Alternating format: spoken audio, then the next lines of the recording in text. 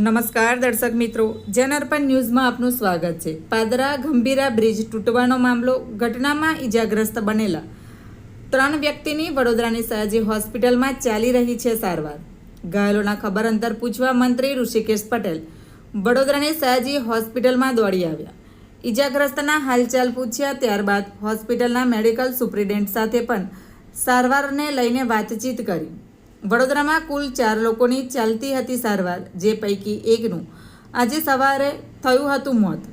ઘટનામાં અત્યાર સુધીમાં કુલ 20 લોકોના થયા દુઃખદ અવસાન। Bureau report, Janarpan news. આવા જ નવા સમાચાર જોવા માટે જોડાઈને રહો જનઅર્પણ ન્યૂઝ સાથે।